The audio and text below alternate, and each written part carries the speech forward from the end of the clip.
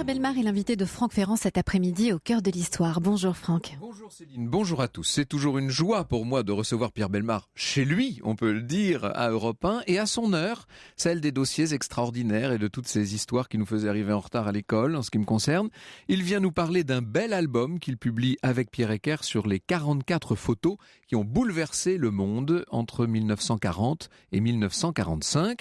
Une de ces photos nous montre les naufragés du Laconia et ça m'a rappelé la demande d'Edoui qui souhaitait que nous revenions sur ce grand moment d'histoire. Alors je vais vous raconter le Laconia dans un instant. Et puis tout à l'heure à la fin de l'émission, vous répondrez à la question d'Amaury sur les origines de la petite ceinture et de la grande ceinture parisienne. Alors un jour de grands embouteillages, vous avouerez que ça ne manque pas de sel. Pour le moment, place au torpillage du paquebot britannique Laconia.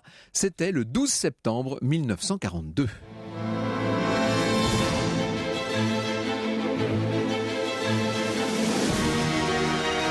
Europe 1, au cœur de l'histoire. Franck Ferrand.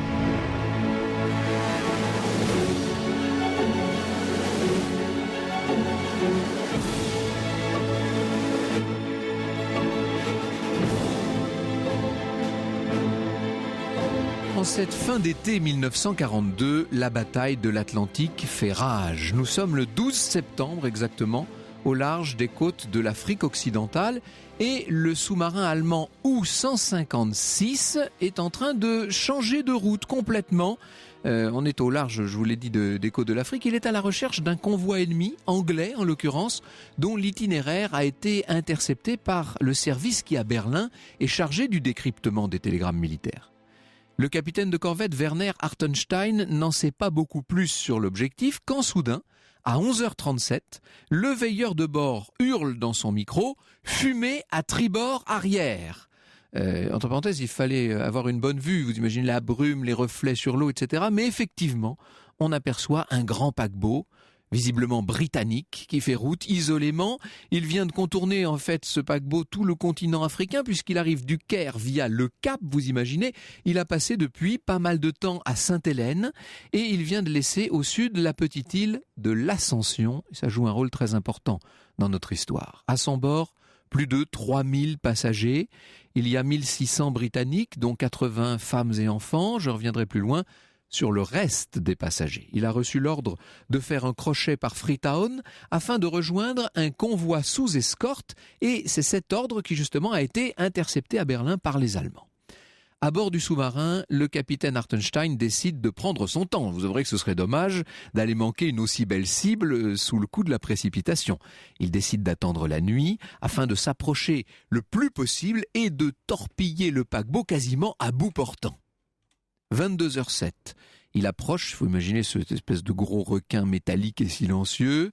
Il approche du navire insouciant parce qu'à bord, l'atmosphère est à la fête, notamment dans les salons de première classe qui ont été calfeutrés. Ce sont des mesures de guerre, bien entendu, mais les couples en tenue de soirée, on est chez les Anglais, n'est-ce pas, sont en train de danser après le repas. On s'apprête à regagner les cabines. En fait, les passagers n'en auront pas le temps, car dès 22h07, Werner Hartenstein décide de passer à l'action. Ça fait 10 heures qu'il attendait. Son U-boat s'est approché le plus possible du grand paquebot, il s'est positionné et le capitaine, chose qui n'est pas du tout habituelle, va lui-même actionner le levier de mise à feu du tube 1 et 20 secondes plus tard, il actionnera celui du tube 3. À bord, on vient juste d'entonner le God Save the King qui marque la fin de la soirée et c'est la première explosion. Je dis la première, vous allez voir qu'il y en a une deuxième. Affolement général, bien entendu. On se précipite vers les embarcations qu'il va falloir mettre à l'eau. Déjà, le paquebot fait gîte à tribord. Sur les ponts supérieurs, les manœuvres s'effectuent pour l'instant sans trop d'encombre. Mais on ne peut pas du tout en dire autant de ce qui se passe dans le ventre du navire, dans cette cale aveugle où s'entassent les prisonniers. Je vous ai dit tout à l'heure qu'il y avait environ 1600 Anglais à bord, mais ce que je ne vous ai pas dit, c'est que le paquebot transporte aussi, parqués dans de véritables cages, suant derrière leur grillage, quelques 1600 prisonniers de guerre italiens qui ont été capturés en Libye et évacués devant l'avancée des troupes de Rommel. Et ça, évidemment, au moment où ils tirent, les Allemands l'ignorent. Dès la première explosion, les prisonniers ont perdu leur sang-froid. Ils se sont vus tout simplement couler avec le navire, prisonniers dans les cages, vous vous imaginez. Or, les gardiens, qui sont des Polonais, ont l'ordre en cas de naufrage d'attendre, pour libérer les captifs, d'attendre que les embarcations de secours aient déjà été mises à la mer. Ce qui fait que, malgré les hurlements de ces hommes en cage, pour l'instant, ils attendent un ordre pour ouvrir. Or, très vite, arrive cette seconde explosion, encore bien plus forte que la première, qui crée une secousse incroyable, qui disloque des cages à l'arrière, et les premiers prisonniers profitent pour sortir, et pour évidemment aider leurs camarades à s'extraire de leur propre cage. Ils les libèrent. C'est une marée humaine en furie hurlante qui remonte jusqu'aux coursives et qui va déferler sur l'intérieur du navire en tuant tout ce qui passe, tout ce qui bouge. En fait, la seconde explosion a eu raison du Laconia. Le grand paquebot pique du nez dans les eaux sombres, il coule à pic en quelques minutes et il entraîne vers les profondeurs quelques 1500 victimes déjà, dont beaucoup de prisonniers qui n'ont pas eu le temps encore de se libérer des cages. C'est une mort sur laquelle je n'insiste même pas, bien entendu, vous imaginez l'horreur. Jamais Werner Hartenstein n'avait coulé un aussi gros bâtiment. Il faut l'imaginer à bord de son sous-marin, il ne cache pas sa satisfaction. Le U-156 fait maintenant surface parce que ça, ce sont les consignes de guerre. Le sous-marin qui vient de couler un navire doit s'approcher pour tenter de faire prisonnier le commandant de bord. En l'occurrence, en pleine nuit, alors qu'il y a des centaines de naufragés, la mission a l'air assez peu réaliste, mais vous savez, les Allemands plaisantent pas sur la discipline. Or, au moment où le U-156 fait surface, les cris de joie à bord font place au silence.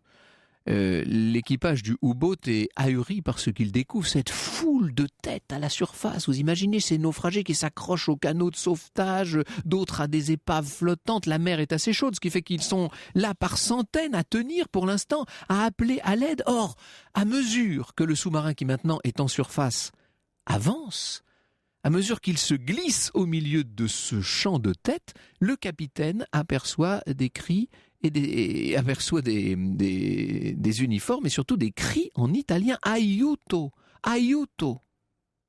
Ce qui signifie qu'en fait, il n'a pas seulement coulé des Britanniques. Hartenstein comprend tout.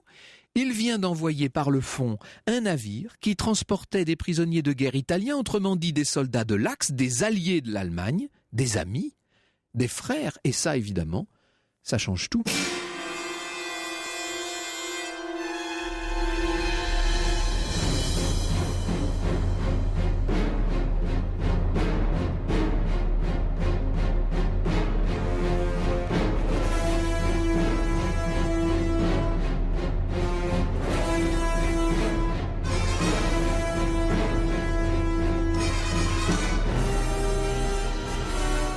Un extrait de la bande originale du film U-571 sur Europe 1, composé par Richard Marvin.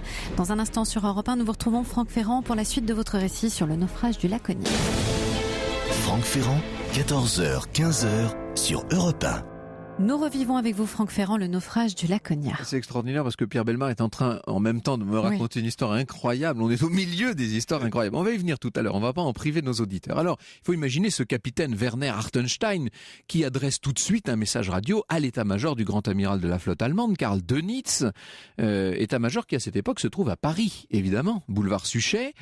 Et là aussi, changement de programme. À Paris, le premier message du U-156 annonçant le torpillage du Laconia avait été accueilli, vous l'imaginez, avec satisfaction. L'officier d'astreinte se voyait déjà annonçant la nouvelle au grand amiral le lendemain matin, il était tout content. Seulement quand arrive le second message, là c'est la consternation. On est obligé d'aller réveiller le patron qui certainement va être d'une humeur encore plus terrible qu'à l'accoutumée. De fait, Dönitz, quand il entre dans la salle de commandement 20 minutes plus tard, a son masque des mauvais jours ou plutôt des mauvaises nuits. Il prend connaissance lui-même du message de Hartenstein qui dit « couler Laconia britannique », alors avec toutes les positions, malheureusement avec 1500 Italiens prisonniers de guerre. J'en ai jusqu'ici recueilli 90, signé Hartenstein. L'état-major est outré, vous imaginez. Recueillir des naufragés dans un sous-marin, non seulement c'est contraire aux ordres, mais c'est littéralement suicidaire, parce qu'en effet, avec une telle surcharge, vous ne pouvez plus sonder, comme on dit, c'est-à-dire plonger, si vous préférez. Ça oblige le vaisseau à demeurer en surface, ce qui fait pour un sous-marin une proie très facile. Les conseillers du grand amiral sont unanimes, il faut vite rejeter les naufragés et éloigner le U-156. Accessoirement, il va falloir punir cet idiot de Werner Hartenstein. Karl Dönitz les écoute en silence et puis, à la stupéfaction générale, il déclare « Hartenstein a peut-être eu tort d'entreprendre ce sauvetage, mais il est sur place et seul juge des décisions à prendre. Il y a des heures, messieurs, où l'honneur commande, nous allons l'aider. » Stupéfaction, vous imaginez. Et Dönitz, dans la foulée, dicte à son aide de camp l'ordre suivant, adressé à 3 U-boats les plus proches de la zone d'activité du U-156, Zart, Wundermann et Wilamowitz, faites route à toute vitesse sur Hartenstein. En marchant 15 nœuds, j'estime que vous pouvez arriver en 2 jours sur le lieu du naufrage. Et à l'état-major, on entend maintenant une mouche voler. Le grand amiral adresse donc des renforts à ce diable de Hartenstein qui vient de sauver des naufragés et qui les a fait, pour certains d'entre eux en tout cas, monter à bord de son sous-marin. Dans l'Atlantique Sud, donc au large de l'Afrique toujours, en ce matin du dimanche 13 septembre 1942, les premiers rayons du soleil révèlent aux occupants du navire, du sous-marin, l'étendue du désastre à perte de vue. On peut dire à 360 degrés, vous avez des dizaines et des dizaines de naufragés, des grappes qui sont là, lamentables et gémissantes, des canots, des radeaux, des épaves. Et bien sûr, certains des naufragés sont blessés, ils sont même carrément sanguinolents, car outre les blessures contractées pendant le naufrage lui-même, il y a celles infligées à ses victimes par la population surexcitée de petits squales aux dents bien acérées qui arrachent un mollet par-ci, un coude par-là. La mer est maintenant couverte de naufragés et hérissée des ailerons de ces petits requins. À bord du U-156, c'est la situation de crise maximum. Le sous-marin est en surface naturellement puisque évidemment il s'est ouvert, la coque est complètement couverte maintenant de réfugiés italiens, mais les blessés ont été installés à l'intérieur. Il y en a partout, jusque dans les coursives, on prodigue partout des soins, il faut distribuer de l'eau, des vivres, etc. Le message du grand amiral Dönitz a rassuré Hartenstein et maintenant il se croit même autorisé carrément à envoyer un SOS qu'il adresse avec tout un petit texte en anglais. Il faut insister à ce stade sur l'extrême vulnérabilité du sous-marin qui, tant qu'il sera immobilisé en surface, va constituer une cible rêvée pour la chasse britannique ou américaine. Dönitz, d'emblée, a pris la mesure de cette opération tout à fait hors du commun et sans perdre de temps, il a songé pour porter secours à Hartenstein aux Français. Il contacte 2 amiraux français à Bordeaux et à Dakar et il leur demande d'envoyer très vite des navires. Alors évidemment, quand on dit très vite, Dakar est à plus de 1000 marins. Donc il ne faut pas attendre de secours avant l'après-midi du 16 septembre au mieux. Dans la matinée du 14, l'équipage du U-156 a aperçu une voile à l'horizon et puis bientôt 3 canots. C'est les embarcations de sauvetage du Laconia. Et en voilà qui arrivent avec des femmes, avec des enfants et encore avec d'autres réfugiés. Là, on ne sait vraiment plus quoi en faire d'une certaine manière. Et il y en a d'autres qui arrivent encore dans la journée. Et le lundi soir au couchant, Hartenstein a comme ça sur les bras 5 canots pleins de malheureux, sans compter les 200 passagers imprévus à son bord. Et puis soudain, à 22h30, un flash dans la nuit, des cris de joie, c'est le U-506 de Wundermann qui arrive beaucoup plus vite que prévu. « Ohé Wundermann, je vais te refiler du monde !» lui fait dire par radio Hartenstein. Oui, pas du tout, parce qu'en fait, lui-même est surchargé de réfugiés. Et quand le 3e quand le 3e sous-marin, celui de Zart, va arriver, il est lui aussi complètement couvert de navires. Et on prévient l'état-major de Dönitz à Paris. Là, on commence quand même à manquer un peu d'humour. Dönitz précise, le sauvetage ne doit en aucun cas diminuer l'aptitude au combat des bateaux. Ça, on aimerait bien voir comment. L'idée d'un ménagement quelconque de la part de l'ennemi est tout à fait fausse. Ça, c'est assez bien vu de la part de Dönitz. Vous allez voir que, effectivement, il a raison de se méfier. Bientôt, les 2 autres U-boats vont donc s'éloigner et le U-156 se retrouve seul.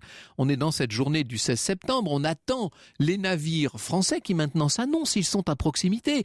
Ils devraient être à pied d'œuvre dans le courant de la nuit suivante. Oui, seulement voilà, dès 10h ce matin-là, on signale un avion en vue. Alors, est-ce que ça pourrait être un avion de patrouille ou de reconnaissance ou de sauvetage français ? Pas du tout. Car cet avion-là, il ne vient pas du tout des côtes africaines, il ne vient pas du tout du Sénégal, il ne vient pas du nord-est. Cet avion-là, il arrive du sud et c'est un bombardier américain, un quadrimoteur B-24. Je vous rappelle, chers auditeurs, que vous pouvez réagir tout au long de l'émission par mail sur europe1.fr, Twitter, celui de Franck Ferrand ou #ACDH, ou encore sur la page Facebook de l'émission. Dans un court instant sur Europe 1, nous reviendrons avec vous, Franck Ferrand, au torpillage du Laconia. Franck Ferrand, 14h, 15h sur Europe 1. Retour avec vous, Franck Ferrand, au torpillage du paquebot britannique Laconia. Alors, à bord du sous-marin, évidemment, le capitaine Hartenstein est en grande difficulté. Il ne sait pas encore que cet avion est en train d'approcher, mais il va bientôt le découvrir, cet avion américain, avec l'étoile blanche sur le fuselage. Vous savez, ce quadrimoteur qui est piloté par un jeune américain qui est un stagiaire en exercice et qui, pour tout vous dire, n'en croit pas ses yeux. Ce qu'il a sous les yeux est inouï, cette espèce de mer de naufragés avec une Croix-Rouge de 4 mètres carrés qui quand même a été confectionnée sur ordre de Hartenstein et installée à l'avant du sous-marin. Immédiatement, l'avion s'éloigne pour aller prévenir sa base. Sa base, elle se trouve sur l'île de l'Ascension. Or, et ça c'est extrêmement important, ça explique toute cette histoire, il n'est pas question du tout pour les Américains de révéler d'une manière ou d'une autre qu'ils disposent de cette base, cette espèce de tout petit rocher perdu en plein milieu de l'Atlantique. Ils ne peuvent pas révéler ça. Et donc, il n'est pas question de tergiverser d'une manière ou d'une autre. Ils ne pourront pas recueillir quiconque sur place. Alors évidemment, en bas sur le U-156, c'est l'attente, une attente anxieuse, parce qu'on l'a vu passer. Le bombardier américain, bien entendu, il est là, au-dessus d'eux, si je puis dire, comme une épée de Damoclès. Et puis, à 10h30, bientôt, le fameux Bill, puisque c'est le nom du pilote, est de retour, et il va lâcher sa première bombe, qui tombe à quelques mètres seulement du kiosque du sous-marin, qui fait une gerbe gigantesque, ça inonde le pont, ça balaie d'ailleurs un certain nombre de naufragés qui étaient là, ça sème totalement la panique chez ceux qui sont restés, qui se cramponnent. Or le pire est à venir. Hartenstein vient d'actionner le maudit klaxon réservé aux alertes, et il lance l'ordre « Parez à plonger ». Et cette fois, c'est tout le monde dehors. On largue tous les canots du U-boat. Alors les Anglais vont donner l'exemple de la discipline. Ils sont très british, vous savez. Les femmes vont embarquer sur un canot de sauvetage. Les hommes plongent. Mais les Italiens, les alliés, les frères de l'Axe, il va falloir les pousser hors de l'habitacle.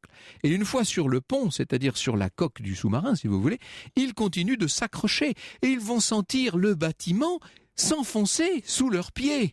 Le U-156 va bientôt sonder à 90 mètres de fond, ce qui crée d'ailleurs en surface un remous dont vous pouvez imaginer les dégâts. Or, au même moment, nouveau passage du bombardier qui décidément exécute ses ordres avec un certain zèle. Des ordres qui sont des ordres par défaut du reste, puisqu'il n'a pas réussi à établir la liaison radio avec son commandement. Eh bien, allons-y, il fait ce qu'il est censé faire en temps de guerre, et il va larguer de nouveau des bombes. Vous imaginez les pauvres gens en bas, 2 bombes sont tombées sur l'avant du kiosque au moment où le U-156 commençait à s'enfoncer. Le périscope est atteint, mais enfin d'une manière générale, ça fait pas de gros dégâts. Mais à la surface, les dommages sont terribles. Il y a maintenant une centaine de cadavres qui flottent dans le remous. Un canot a été disloqué, son étrave se dresse dérisoire vers le ciel d'où la mort est venue. Alors évidemment, Hartenstein va prévenir Dönitz à son PC en France, et la première réaction du grand amiral allemand, c'est d'ordonner aux autres U-boats d'abandonner leurs naufragés. Seulement in extremis, Dönitz se ravise. Après tout, les navires français ne sont plus très loin, on ne peut tout de même pas rejeter tout ce monde à l'eau. Allez, dit-il, nous continuons. Simplement, il fait rappeler à Zart et à Wundermann, donc les 2 autres, les consignes priorité à la sécurité des sous-marins. Le télégramme de l'état-major adressé à tous les sous-marins allemands dans cette zone commune commence par ces mots. Assez peu habituel, c'est même le moins qu'on puisse dire ces mots quand on connaît le caractère compassé en temps normal de Dönitz et des ordres militaires d'une façon générale. Der Tommy ist ein Schwein, l'Amerloc est un porc. Cette phrase, inutile de vous dire, sera retirée des dossiers officiels. Elle ne sera même pas présentée au moment du jugement de l'amiral Dönitz à Nuremberg. Parce que Dönitz sera bien sûr jugé et condamné à Nuremberg plus tard dans de tout autre, évidemment sous tout autre chef d'inculpation. Nous allons y revenir dans un instant. quel est finalement le bilan de cette affaire? Parce que grâce aux derniers ordres de l'amiral de Nitz, les navires français vont pouvoir arriver sur la zone, vont pouvoir recueillir un certain nombre de naufragés. Il y aura en tout 1041 rescapés, dont certes 373 Italiens, mais également 70 Polonais et 595 Anglais, donc des gens de tous les camps recueillis dans cette période pourtant particulièrement tendue de la Seconde Guerre mondiale. Bonjour Pierre Bellemare. La photographie, évidemment, du torpillage du Laconia est dans votre ouvrage, au milieu d'un certain nombre d'autres. Elles sont 44 en tout que vous avez commentées, dont vous nous racontez l'histoire. Alors on va y revenir avec vous, et puis on va revenir sur un certain nombre d'autres, bien entendu. Franck Ferrand, 14h, 15h, sur Europe 1. Au cœur de l'histoire, vous recevez cet après-midi Franck Ferrand, Pierre Bellemare, homme de radio et de télévision qu'on ne présente plus, auteur avec Jérôme Ecker d'Histoire secrète des 44 photos qui ont bouleversé le monde, 1940-1945 aux éditions Flammarion. C'est un très bel album, co-signé effectivement par Jérôme Ecker et non pas Pierre, comme je l'ai rebaptisé un peu vite tout à l'heure. Le Pierre, il est avec nous, notre Pierre d'Europe 1. Alors Pierre Bellemare, c'est une affaire terrible, ce torpillage du Laconia, et c'est inouï qu'on en possède une photo. Il y a des gens qui ont pris le temps de... Ah oui, c'est ça qui est insensé, c'est que dans n'importe quelle situation, la pire des situations, il y a très souvent une photo. Nous le savons, par exemple, il y a une photo un peu plus loin dans cet album, absolument épouvantable, d'un sous-officier qui est donc condamné à mort et qui va donc avoir la tête tranchée. Hein. Et on est juste au moment où le Japonais a son épée au-dessus de la tête, la seconde d'après, elle va descendre et couper la tête de celui qui est en dessous. C'est effrayant. Le mot instantané n'a jamais mieux mérité son... Bon. Dans ce cas-là, il y a forcément un photographe, bien sûr, qui est là et qui photographie ce drame. Vous n'avez pas précisé, c'est très important de le dire. Parce que l'histoire du bombardier américain est quand même parfaitement lamentable. Pour la bonne raison que les Allemands ont mis la Croix-Rouge sur leurs sous-marins pour indiquer qu'ils sont en sauvetage. Et l'honneur des marins qu'a rappelé l'amiral de Nitz, c'est en effet de respecter cela. Or, il ne va pas... Vous me direz, il est aviateur, d'accord ? Mais les aviateurs et les marins, ils sont beaucoup empruntés aux marins. Je vous rappelle que tous les noms dans les avions viennent de la marine, sans exception. Et puis, c'était un tout jeune pilote qui était séparé de son propre commandement. Il n'arrivait pas à avoir de... Oui, mais simplement, il aurait dû savoir qu'on ne tire pas sur la Croix-Rouge. Oui. C'est quand même un petit peu spécial. C'est pourquoi il y a ce commentaire très désagréable de dire que c'est un salaud. Parce que c'est un salaud. Pour les Allemands, ils disent, mais c'est une ordure ce type. Il tire sur des bateaux qui sont protégés en principe par la Croix-Rouge. Donc c'est l'explication quand même des expressions extrêmement violentes qu'ils ont par rapport à cet avion. Et l'amiral de Nitz, qui dans cette affaire a fait preuve d'une indépendance d'esprit assez stupéfiante, va être condamné par le tribunal de Nuremberg relativement légèrement. D'ailleurs, il ne faut pas oublier qu'il était quand même le dauphin et l'héritier de Hitler, à la fin de la guerre en tout cas, puisque c'est lui qui devait, l'amiral de Nitz devait devenir le chef de l'État au moment où Hitler abandonne le pouvoir. Finalement, ça n'aura pas lieu, bien entendu. Il écope de 10-12 ans de prison. Mais quand même, dans cette affaire, le Laconia va être porté à sa charge. Oui, ce qui n'est pas logique. Oui, c'est le moins compliqué. Ce qui n'est pas logique, puisque vraiment, il a retourné la situation. D'abord, il a eu un mauvais réflexe au départ, mais ensuite, il a le bon réflexe. Parce que c'est vrai que devant ce drame gigantesque, il y aura quand même... Vous savez, dans un naufrage, arriver à recueillir 1100 personnes... c'est quand même considérable. Sur les 3000 originels. Et il y en a 1500 qui étaient morts tout de suite, de toute façon. De toute façon, oui. Donc, c'est quand même une opération de sauvetage qui a réussi. Bon. Et le Laconia, c'est pas signalé comme un navire de la Croix-Rouge. Et le sous-marin ne fait que son boulot. C'est la guerre de l'Atlantique. Il faut descendre plus de navires en face. Et donc, il voit un énorme navire qui vient et il le coule. Donc, on peut pas dire dans cette affaire-là, alors que la plupart de nos petites affaires dans cet album ne vont pas être vraiment à la gloire des Allemands, c'est un des rares moments qu'on peut attribuer à la gloire du commandant de ce sous-marin. Et c'est d'ailleurs une des raisons pour lesquelles cette affaire du Laconia n'a été peu à peu mise en avant qu'à la fin des années 60, pendant très longtemps, en France, en Angleterre, en Allemagne, on ne la racontait pas parce qu'effectivement, pour une fois, elle est plutôt à l'avantage des Allemands. Et alors, ce qui est extraordinaire dans cette histoire de photo, c'est que celui qui a fait la photo, le photographe lui-même, semble-t-il, c'est Werner Hartenstein, c'est-à-dire c'est le commandant du sous-marin. Tout à fait. Et alors, vous avez mis sa photo, c'est très bien fait cet album, puisqu'à chaque fois, on a donc ce portrait de l'auteur, on a derrière une sorte de contextualisation, c'est-à-dire qu'on explique plus généralement dans quel cadre ça se situe, et puis le récit de l'événement lui-même, avec une page sur laquelle vous avez reproduit la photo en plus petit, et vous avez fait des encadrés qui permettent de souligner un certain nombre des aspects. C'est à chaque fois la photo est réanalysée, si vous voulez, et donc on lui donne de nouveaux cadrages, qui ne sont que des cadrages figuratifs sur la photo, et qui donnent des explications détaillées de ce que l'on voit, en quelque sorte. Parce que la photo générale, on l'a devant, en général, la voilà, elle ouvre la page, elle est sur 2 pages, cette photo formidable, il faut l'expliquer parce que tout ça est un petit peu incompréhensible, et donc derrière, on recadre et on donne les explications. On a le décryptage au dos, en quelque sorte. Ce qui est important, c'est qu'à chaque fois, il y a la photo et l'histoire de celui qui a fait cette photo,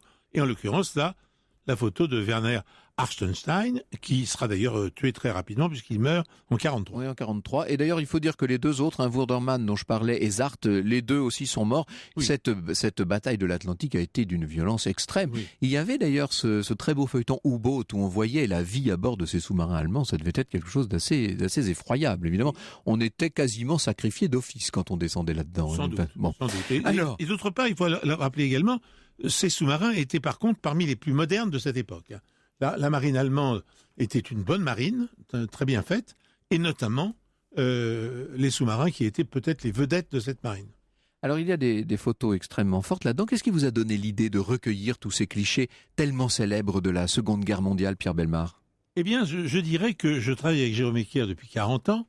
Jérôme est lui-même un photographe qu'il ne faut pas oublier. Il a édité de quelques livres d'ailleurs, très bien faits d'ailleurs. L'un sur ce qui se passe, et on va enfin se décider à remettre des bâtiments pour loger les réfugiés à Calais, après les avoir détruits avec beaucoup de propagande dans une certaine époque. Maintenant, on va les remettre. Tout ça est assez stupide, et nous sommes vraiment stupides d'avoir accepté les 2 choses, si vous voulez. Mais bon, il a fait un très beau livre là-dessus. Et puis, il a également été à Gaza, dans des moments extrêmement difficiles, et il faut être drôlement courageux pour y aller dans ces moments-là. Et il a également photographié la vie quotidienne de ces gens pendant ces guerres qui existent. Donc il sait ce que c'est qu'un cliché de crise, un cliché de guerre, en fait. Totalement. C'est un homme, c'est un photographe, justement. Il n'a pas été suffisamment vieux pour pouvoir photographier la dernière guerre. Mais cela dit, il s'est mêlé à beaucoup de conflits, et donc c'est un excellent photographe. Et c'est vrai que sur ces photos totalement exceptionnelles que nous avons regroupées, on n'avait pas toutes les explications nécessaires. On n'avait pas le secret, en quelque sorte, de ces photos. Et on a été là, pour chaque photo, à donner le secret de cette photo, pourquoi elle est là, pourquoi elle a été faite, comment, dans quelles conditions et par qui. Voilà. Un beau film a été réalisé il y a quelques années sur la fameuse photo d'Iwo Jima, où l'on voit tout ce groupe de soldats américains en train de hisser la bannière étoilée. C'est vrai que c'était très discuté. Bien sûr, elle est là, bien sûr. Elle est là, elle est même sur la couverture. Bon, c'est une photo totalement symbolique de la dernière guerre. Mais on l'a contesté. On a dit que c'était bidon, on a dit que on avait mis de faux soldats. C'était une mise en scène, etc. Une mise en scène. Bon, c'est entièrement faux. C'est le hasard, encore une fois, ce merveilleux hasard qui fait qu'on a une photo absolument fabuleuse et qui est devenue le monument aux États-Unis symbolique de cette guerre. Et c'est la force de ces clichés de la Seconde Guerre mondiale. On a l'impression, en quelque sorte, qu'ils résument à eux seuls un certain nombre des épisodes majeurs de cette guerre. Ce qu'il faut dire, c'est que cette guerre, vous étiez évidemment très jeune, mais vous l'avez vécue, cette guerre. Oui, j'avais 10 ans à la déclaration de guerre et 15 ans à la fin. Et donc, certainement, ça vous touche particulièrement de ce point de vue. Oui, surtout que on écoutait évidemment énormément Radio Londres, mais on écoutait aussi Radio Paris, parce qu'il fallait bien avoir l'ensemble des informations et plus facilement. Parce que Radio Londres, c'était quand même assez difficile à capter. Et puis on avait peur, parce qu'on ne savait jamais ce qui pouvait arriver dans l'immeuble. On écoutait en douce, en quelque sorte. Et quand, je me souviens toute ma vie de cela, quand on a appris par Radio Londres, d'ailleurs, parce que les Allemands s'étaient bien gardés de le dire, que le maréchal Montgomery, qui était général à l'époque, avait vaincu l'officier allemand, le général allemand Rommel à El Alamein, ce retournement de situation, la première, il n'y a pas de victoire avant. Bon signe. Ce ne sont que des défaites, partout. Et là, d'un seul coup, l'armée anglaise et Montgomery. On renverse la vapeur. Alors, on ne se rendait pas compte à l'époque que le renversement de la vapeur avait eu lieu avant. Parce que c'est la résistance du peuple anglais en Angleterre qui en fait nous a sauvés. Si Hitler réussit à envahir l'Angleterre, nous serions actuellement sous un régime nazi. Parce que les Américains se contrefoutaient d'Hitler à l'époque et pensaient que c'était même très bien d'avoir un peu d'ordre dans cette Europe un petit peu en désordre, etc. Faut pas se tromper de ça. Roosevelt n'est pas du tout convaincu qu'il faut venir aider l'Europe. Et le seul qui se bat pour lui-même, bien entendu, c'est Winston Churchill. Et je ne comprends pas, je le dis tout fort et tout haut ici, qu'on ait donné à cet homme extraordinaire une avenue où il n'y a aucune adresse. Car l'avenue qui est entre le Grand Palais et le Petit Palais... C'est une fausse avenue, oui, c'est une allée en fait. Je ne peux pas lui écrire, ce monsieur, c'est impossible. Je ne peux pas, moi, mettre sur mes lettres avenue Winston Churchill, c'est pas possible. Éventuellement, vous pouvez toujours déposer une gerbe au pied de la statue, car il y a une belle statue. Vous me direz que le deuxième, qui a sa statue à l'autre bout, et qui est le général de Gaulle, on lui a donné la place de l'Étoile, que personne n'appelle place du général de Gaulle, absolument personne, et où il n'y a également aucun numéro. Oui, donc on ne peut pas non plus écrire au général de Gaulle. Je trouve ça un peu bizarre dans la distribution des rôles dans les mairies françaises. Voilà. Tous deux sont inconnus à cette adresse. Oui. Vous entendez Pierre Bellemare vous raconter de belles histoires, même pas besoin de vous préciser que vous êtes sur Europe 1. Franck Ferrand, 14h, 15h sur Europe 1.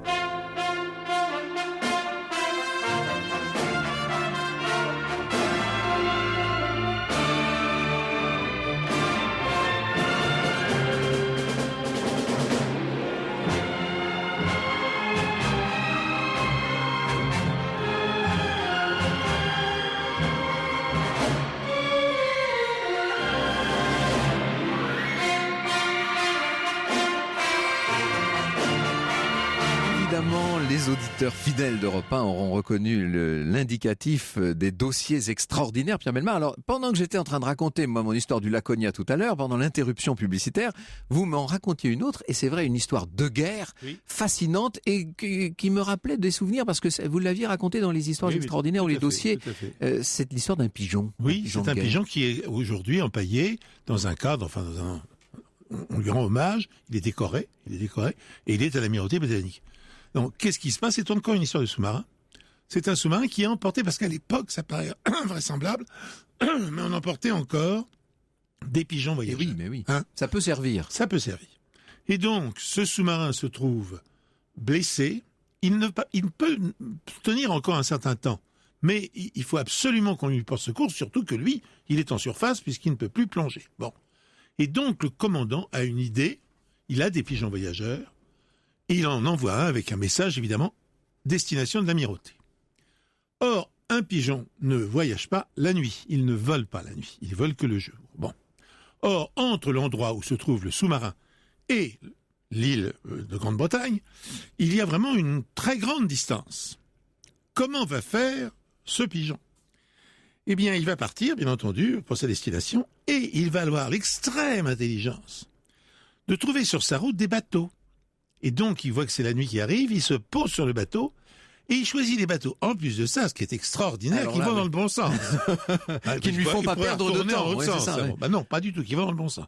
Il va comme ça avoir 2 ou 3 relais avant, enfin, d'arriver à son but. Et il va arriver à son but, il va pouvoir, donc, grâce à ça, avertir l'Amirauté, et l'Amirauté pourra sauver l'équipage de sous-marin. Donc, il méritait, en effet, sa décoration, et d'être encore aujourd'hui exposé au vu de chacun. Et l'oiseau le plus décoré de l'histoire militaire. Voilà, formidable histoire.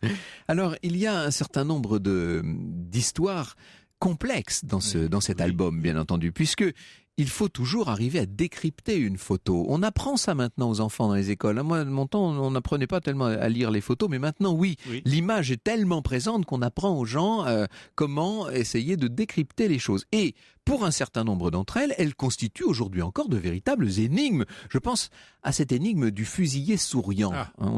C'est page 282 de l'album. Ça, c'est une histoire absolument incroyable. Incroyable. Parce que on la raconte en 2 mots. Oui, bien sûr. C'est une photo, très belle d'ailleurs en soi, artistiquement, dirons-nous, si on ose trouver ça artistiquement, bon, peu importe. On voit de dos des soldats allemands, casqués. Ils ont tous un fusil à l'épaule, ils visent, tous, sous les ordres d'un officier qu'on voit sur le côté, ils visent un monsieur qui est devant eux et qui est contre un mur. Bon. Et ce monsieur, et c'est ça qui est absolument extraordinaire, et c'est pourquoi cette photo a fait le tour du monde, ce monsieur a une sorte de sourire pincé. Hein. Il a un vague sourire. Un rictus. Il a un qui est plutôt un sourire. Hein. Bon, donc voilà, on se dit, évidemment, l'interprétation primaire de cela, c'est se dire, écoutez, c'est un héros extraordinaire. On l'a mis là pour le flinguer, et comme un dernier défi à ces tueurs, il sourit. Bon, donc c'est l'hommage qu'il rend à tous les résistants. C'est extraordinaire comme photo, c'est fabuleux. Bon. Alors longtemps on s'est posé la question quand même, parce qu'on se disait, est-ce que c'est bien ça, est-ce que c'est pas ça? On en avait fait un symbole de la résistance. Cette photo a été distribuée à de très grand nombre d'exemplaires. Bon. Et puis un enquêteur, qui est d'ailleurs un Belfortois, je pense qu'on Belfortin peut-être. Oui, sans doute, oui. A donné la solution. Alors en fait, cet homme a été arrêté, je dirais, pour un délit de résistance, appelons-le comme ça, mineur. Donc, il ne peut pas redouter d'être fusillé. Bien. Et on va lui mettre un marché en main, lui dire, voilà, on a besoin d'une photo de propagande pour que vos petits camarades ne fassent pas de bêtises. Donc, on va faire toute la construction d'un homme qu'on fusille, mais en fait, on ne va pas vous fusiller. Donc, ne vous inquiétez pas, vous ne serez pas fusillé. Donc, ce monsieur est dans cette situation insensée, où il est devant tous ces soldats qui, en fait, n'ont pas de balles dans leur canon. Un officier qui, d'ailleurs, curieusement, est dans une tenue légère, ce qui ne serait pas le cas. Il n'est pas coiffé, notamment. Oui, il n'a pas de chapeau, il n'a pas de. Ce serait impossible chef, si c'était une vraie fusillade. Et donc, il est là, et alors, il a ce sourire insensé, parce qu'en même temps, il pense à ses camarades qui ont été flingués, il pense à ça. Et il a cette sorte de crispation du visage qui va être interprétée de toutes les manières, mais qui, en fait, est une crispation de, comment dirais-je, à la fois de peur, d'énigme, de savoir si ce qu'on lui a dit était vrai ou pas. Bon, mais en fait, c'est un faux fusillé. Le fusillé souriant est un faux fusillé. Cela dit, on a été un petit peu plus loin, et ce monsieur qui nous a révélé cela, ce Belfortin, nous a révélé aussi la suite. C'est que cet homme, malgré cela, et malgré le service qu'il leur avait rendu, a été gentiment déporté et est mort en déportation. Donc c'est un héros de la résistance, mais curieusement, sa fusillade ne correspond pas à la réalité. Voilà. On va bientôt célébrer le 11 novembre et à cette occasion, évidemment, nous ferons une émission spéciale ici même et nous parlerons notamment du rôle de Marie Curie pendant la Première Guerre mondiale. Tous les 11 novembre, on est là pour parler de la Première Guerre mondiale, mais cette année, comme nous sommes l'année du centenaire, c'est très particulier. Il y a dans l'album une photo du célèbre défilé du 11 novembre. Ah, oui. Ça, c'est extraordinaire. À Oyonnax, il faut expliquer ce qui s'est passé. C'est magnifique. Eh bien, les patriotes, les résistants, les gens qui luttent contre l'occupant, ont décidé, contre toute attente et surtout prenant un risque absolument gigantesque, de célébrer, alors que c'est totalement interdit, de célébrer le 11 novembre à Oyonnax. Et donc, les résistants vont s'habiller, vont se mettre en tenue, vont sortir leurs armes, ce qui est absolument insensé, et vont défiler jusqu'au monument aux morts, où on va remettre une gerbe. Enfin, ce qui est totalement classique aujourd'hui à voir le 11 novembre, va être fait en pleine occupation à Oyonnax par des résistants. Et ce qui est étonnant aussi, c'est que sur le champ, alors qu'il y a des collaborateurs dans toutes les villes, qu'il y a des salopards dans toutes les villes, hélas, mais c'est ainsi, eh bien, ça va se passer sans incident, du début jusqu'à la fin. C'est-à-dire qu'on va pouvoir faire cet acte patriotique. Et on assiste à l'acte patriotique avec plusieurs photos qu'on a. On a une célèbre qui est celle où il défile, mais on en a ajouté quelques-unes, puisque tout a été photographié.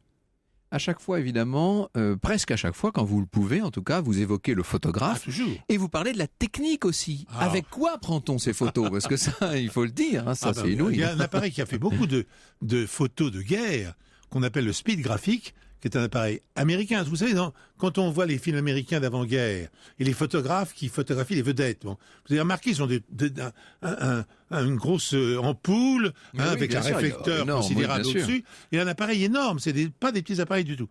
Alors le speed graphique, c'est un appareil très primitif qui photographie sur plaque. Donc, à chaque fois que vous faites une photo, il faut sortir la plaque, remettre une autre plaque. C'est-à-dire qu'entre deux photos, il s'écoule 1 à 2 minutes. Vous voyez, le temps de faire ces simples manœuvres pour un photographe. Eh bien, malgré cela, il y a dedans, dans ce livre, des photos de guerre faites au speed graphique et qui sont parmi les plus émouvantes. Par exemple, je pense au retour du soldat qui embrasse sa femme avec son gosse en amorce. Hein. Ouais. C'est une photo, j'ai pleuré devant cette photo. Ouais, vraiment. C'est une photo extraordinaire. Et cette photo est merveilleuse car on ne voit aucun visage. Chacun peut s'y l'officier placer. Oui. est dans les bras de sa femme, donc il est masqué. Sa femme est de dos, elle est contre lui. Et le gosse arrive et il est de dos aussi. Mais il y a une telle ambiance discernable que c'est une des plus émouvantes photos qu'on ait fait de la guerre et du retour des soldats blessés ou après la guerre. En fait, je crois, vous avez trouvé là une porte d'entrée extraordinaire dans l'histoire. Oui. La photographie raconte énormément, et en plus elle raconte avec l'émotion, ce qu'on demande à mon avis au grand témoignage historique. Alors il y a bien sûr des pages de la grande histoire, entre guillemets, je pense au bombardement de Pearl Harbor par exemple, hein, avec photographie tout à fait... Notamment une en gros plan qui montre l'état du navire après le passage des avions japonais, oui. Ils étaient pris complètement au dépourvu. On n'arrête pas de dire extraordinaire, incroyable. Audrey nous dit, inutile de dire que les histoires de Pierre Bellemare sont incroyables. C'est un pléonasme, bien sûr. Mais on ne peut pas évoquer la Seconde Guerre mondiale, bien sûr, sans parler de l'horreur, sans parler de cet enfer, sans parler vous parliez des déportés tout à l'heure, et notamment, en l'occurrence, du génocide de la population tzigane. Et il y a une terrible et bouleversante photo que vous avez baptisée Voyage vers l'enfer, et on voit cette jeune femme, le visage hâve, elle porte un foulard, elle est à elle seule l'expression même de la détresse. C'est très très... C'est difficile de faire des commentaires sur cette photo. Oui, bien sûr, parce ça ne se commente même pas. Elles sont tellement parlantes d'elles-mêmes, oui. Donc, mais on a voulu les mettre tout à fait à l'honneur dans ce livre, parce que c'est vrai que les gens qui ont fait ces photos, par contre, parfois, ont risqué leur vie pour cette photo. On a comme ça retrouvé des photos. Il y a une dame qui garde, par exemple, dans sa bouche, vous l'avez vu, nous l'avons évoqué, pendant 1 an et demi, elle va garder la photo de son fils dans sa bouche, de manière à ce qu'elle ne soit pas retrouvée par les Allemands, parce qu'elle est déportée elle-même. Elle a sa photo qu'elle avait amenée avec elle.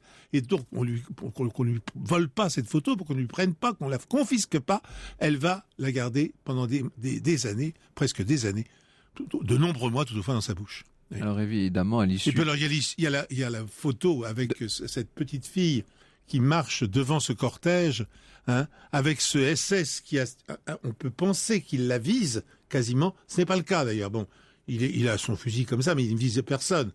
Mais on le sait, ce sera un bourreau des camps de déportation. C'est donc un type épouvantable qui sera d'ailleurs exécuté pour toutes les horreurs qu'il a commises. Et tout est dit.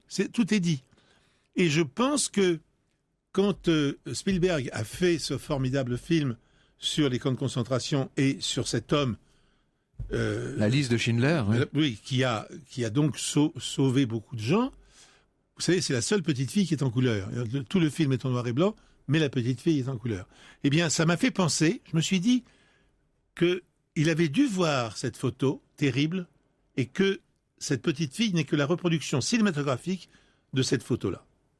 Évidemment, on ne pourrait pas faire un livre comme celui-là sans citer un certain nombre de très grands maîtres. Alfred Eisenstaedt, je l'ai là sous les yeux, Frank Capra, bien entendu, sa femme, Cartier-Bresson, dont vous montrez un très bel autoportrait, oui, d'ailleurs. Ah oui, c'est des géants, quoi, des géants. Capra, ce qui est extraordinaire, c'est je le rappelle, et on le montre, il est dans le premier débarquement, il est dans l'une des premières péniches, oui. Il saute, très bien, il n'est pas tué, ce qui est un coup de chance, parce que tout le monde se fait à peu près flinguer. On est à Omaha Beach, qui est un très mauvais endroit, le pire des endroits.